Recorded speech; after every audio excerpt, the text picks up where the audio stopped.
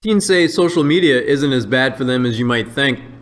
A majority of today's teens, the first to grow up in such a complete smartphone and social media penetration, say it helps them with friendships and actually makes them feel good. This is a BuzzFeed article written by Katie Natopoulos. The vast majority of teens in a new survey believe social media is actually good for them, a Pew Research Center report shows. Seriously, 81% of teens said it makes them feel more connected to friends. 71% said it helps them show their creative side. 69% said it helps them make friends and with a more diverse group of people.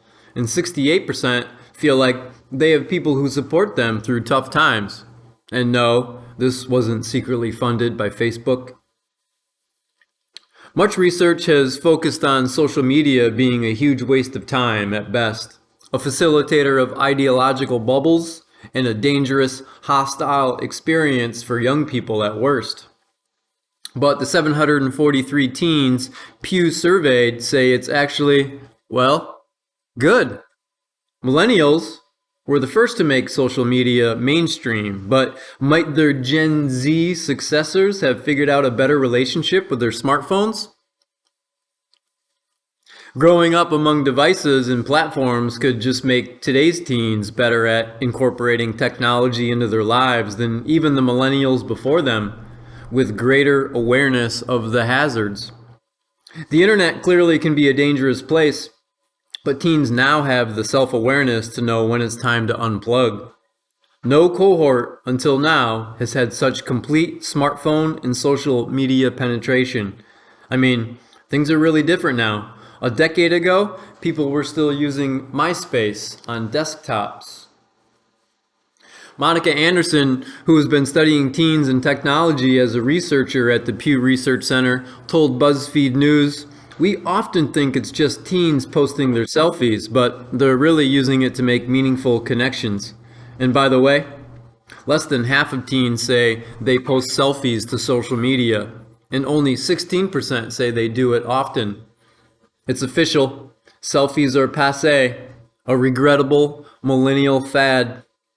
Teens today might approach social media more carefully and deliberately. Unlike in Pew's 2007 survey of teens, it's no longer merely about keeping up with friends. Overall, Gen Z teens feel social media has a mainly positive role in their lives. 71% say social media makes them feel included instead of excluded, and 69% say it makes them feel confident instead of insecure. For girls who spend time in any sort of online group or forum, 24% say that online group has played a major role in getting them through a tough time in their life. It's also helped teens socialize with friends who they can't spend time time with because of obligations, and talk to a more diverse group.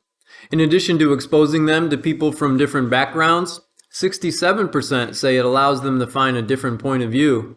Those are good things. Of course, it's not all good news in the survey, and social media is not perfect. What we're seeing in our data is that the story is a little more nuanced, Anderson told BuzzFeed. Before you grab a teen at the library and scream at them to put down that book and get on Instagram now, Pew also uncovered downsides. Close to half, 45% of teens say they feel overwhelmed by drama on social media, and 26%, a minority but a sizable one, say that it makes them feel worse about their own lives.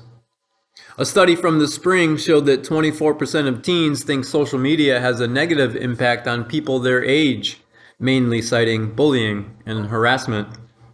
A report from September showed 59% of teens had experienced some form of cyberbullying. Still, the data show that the effect of social media on today's teens isn't quite as worrisome as some parents portray. There's positives and negatives to everything, and teens are getting a really positive experience, said Anderson. She points out the total ubiquity of smartphones is still very new. Pew's 2018 study showed that 95% of American teens have access to a smartphone, up significantly from even 2015. So this is still a brave new world. There's still more to learn about the nuances of the experience teens have, and digging more into the area around harassment, safe spaces, and free speech, Anderson said.